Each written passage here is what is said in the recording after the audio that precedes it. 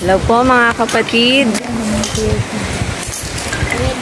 Kasama ko po ngayon si Pastor at nandito po kami ngayon sa lugar ng Dakil at inaantabayanan po namin ang pagpapalutang ng bagong gawa po nating bangka. Salamat po sa Panginoon at sa biyaya po ng Diyos ay mayroon na po tayong sariling bangka sa loob po ng 5 taon na paglilingkod po natin sa Panginoon. 5 taon mahigit ay tinugon na po ng Diyos ang ating bangka at hindi na po tayo mahihirapan na pumalaot, bumiyahe pag may mga misyon po tayong pupuntahan. Kasama ko po ngayon yung mga bata ng Dakil. Ayan po sila, si Elise, si Janelle, si ate, hindi ka pa siya kilala. Ayan po si Monique. Ayan po sila. Ayan. At hindi po yan yung bangka. Ito po yung bangka, mga kapatid. Puntahan po natin yung bangka na papalutang po mamaya. Salamat po sa Panginoon. Alam niyo po ba, napakabuti po ng Diyos kasi dati naisa-isip lang po namin trolley, pero ngayon po ang binigay po ng Panginoon higit pa sa trolley ay talaga namang bangka. Ito po yung bangka. Praise the Lord! Hallelujah! Ito po yung papalutang namin mamaya at salamat sa Panginoon.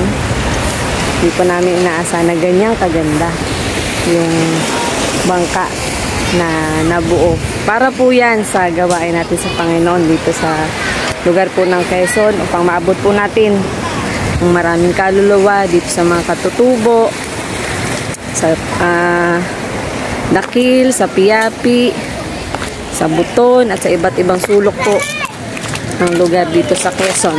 Ayan po. Ayan po si Pastor. At nagluto din po kami ng sopas. Dito po kasi sa kanila, sa lugar po nila, ay ayan po yung sopas. Di po ba? Dito po, pagka magpapalutang ka ng bangka, ay naging tradisyon po nila na magpapahanda ka. So kanina po nagluto po kami ng adobo, nagsalo-salo po kami sa simpleng kainan. At ngayon naman, pagsasalu-saluhan po namin ang sopas. At bilang pasasalamat at thanksgiving din po namin yun sa Panginoon na magkakaroon na po tayo ng bangka. So, salamat po sa Diyos. Ang tabayanan po natin mamaya yung pagpapalutang. So, standby lang po kayo mga kapatid. Bye-bye!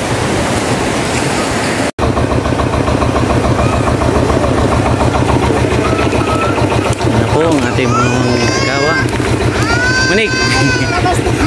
Ayan na po yung mga mahal.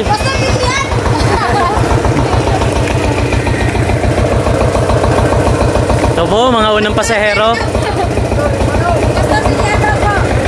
Yung manakda. Ayan na po ang ating bangka.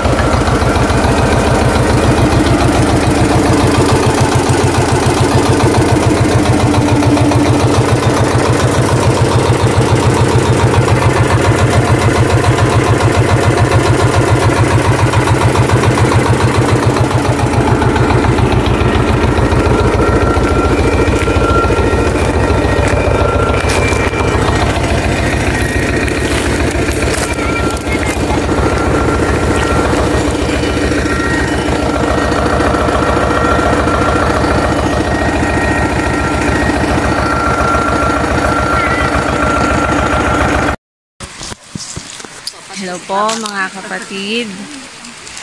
Ngayon po ay papablessing na po natin yung bangka. The-blessing natin yung bangka ni Pastora. Pagpipray na po namin. So, ito po yung bangka. Kasama po namin yung mga manggagawa.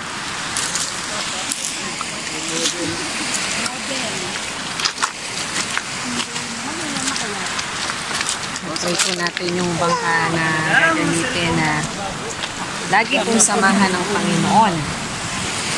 At marami pong kaluluwa. Uhawa kayo dun sa mga... Dadala ng bangka na ito.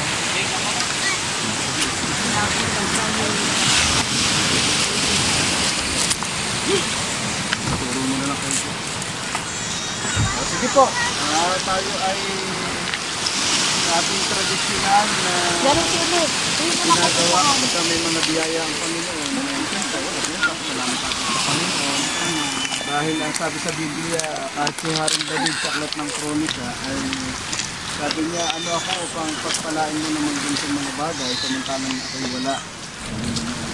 At isang malaking privilege na tumatanggap tayo ng ganito dahil ang galing pagpapala tayo. At ngayong hapon, makakaisa tayo, makikita sa Panginoon bilang pagpapasalamat niya sa lahat ng kanyang mga biyaya na pinulfil niya yung gamit na kanyang ito. Alam natin na noon, sabi-sabi lang ito, heresy lang, pero yung ginawa ng pagkumanan ng ito lang, pasalamatan natin ang sila pagkakite, nangatawan ng mga bagamat ito, alam natin na meron talagang ginamit din ng Panginoon na yung nakapatid natin. Pero yun ay maliwanag pa sa sikat ng araw na blessing talaga ng Lord yung kanyang kasakyan. Hindi naman natin kilala yun, pero biglang dinala ng Diyos. So, ibig sabihin, lahat ng pagpapala ay galing sa Panginoon. At hindi tayo nabibigo sa ating mga hinihingi sa Panginoon, lalo pang sa kalooban niya para sa kanyang kalooban. Ito na yung pruweba. So buhay ang Panginoon at sino sa atin na gusto maglingkod sa Diyos ay kaya niyang pagpalain. At hindi malayo ang kanyang at bahagi at Pastor Edu, mukhang tamako nila. Kasi siya yata mag-grad. Walang kabig ito, ako itong magaling. So ngayong hapon ay kaya po nung sinasabi sa Biblia na nire-represent ng Panginoon at ito naman ay simbolo lang. Ang Diyos talaga ang siyang hahawak sa pagbabaw ng Panginoon. Nire-represent natin ang hapon.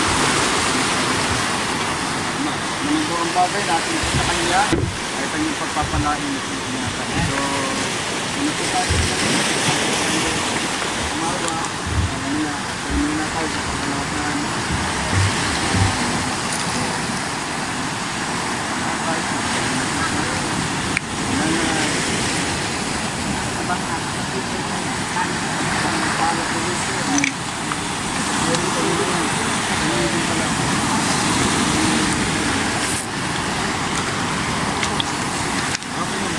Kahit yung sabay-sabay na kumawak na, yung hapon,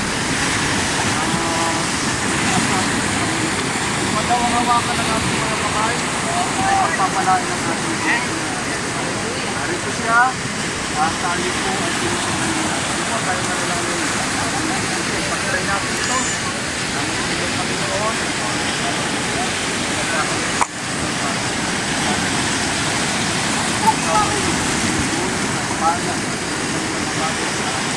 samantala sa mga pala ngayon, abot kami na namin at nahawakan namin.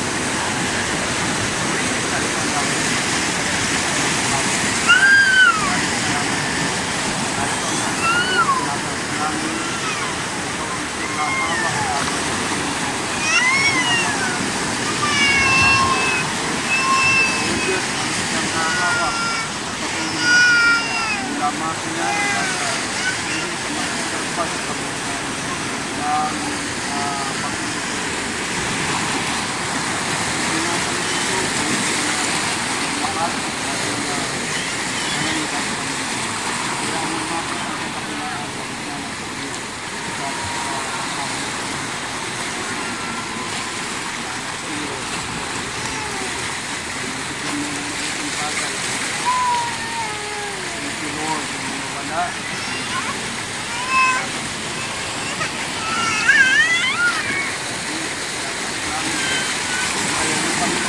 Hapon, anak, sama-samang nananalangin at pagpapasalamat. Tunay na dakila ka, tunay na ito ang mabuti, tunay na ito ang Diyos na buhay na tumutuloy, noon ngayon sa pagpapakain ng pangalan. kaya karapat-dapat kang parangalan at papurihan. Hallelujah. Dahil ang biyaya mo, palain mo ito, Panginoon. Ilusin na ito,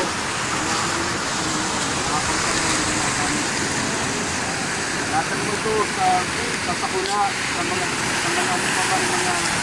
aksidente, Panginoon. At puproteksyonan mo ito. At sino mang magdadala nito, magdadrive nito, lagi yung palalahanan at ibiyaya ng mga. Masalamat kami ng puso. Salamat po sa gumawa, Panginoon. Sa mga ginamit mo. Sa puso kami, sa atin ito ay pinapasalamatan ka sa ngalan ng Panginoong Jesucristo. Amen. Amen.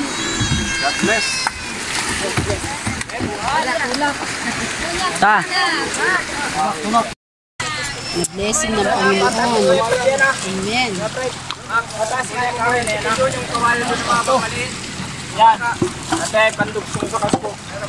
Ngayon na po yung bangka. Nilulutang na po nila.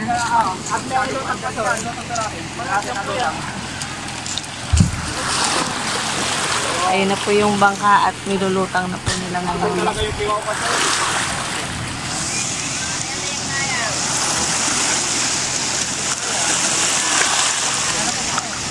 Wala pa palang kalahati dito sa oras ng lota ay.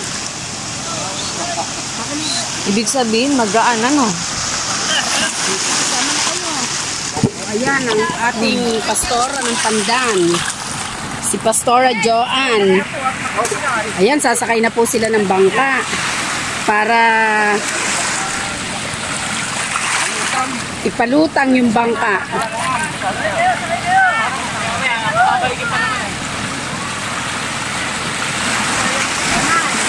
Ayan, nangunguna na po si Pastor Rod. Si A, si Pastor Jerry. At ang kanyang may bahay.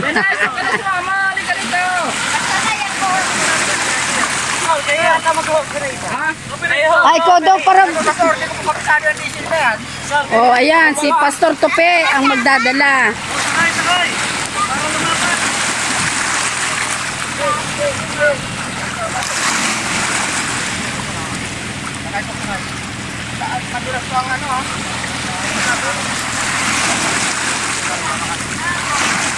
Yan, nagsaka, yan na.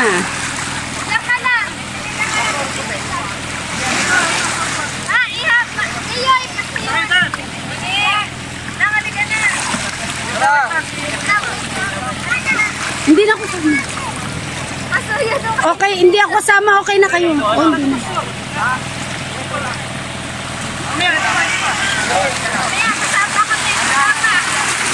Ayan na po. Inilutang na po yung bangka. Ayan. Punong-puno na sila. Ang saya. Oops!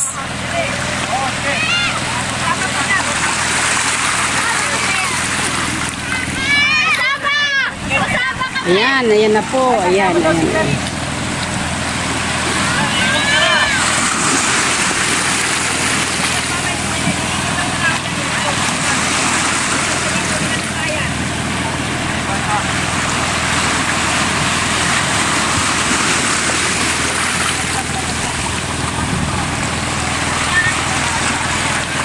Salamat sa Panginoon.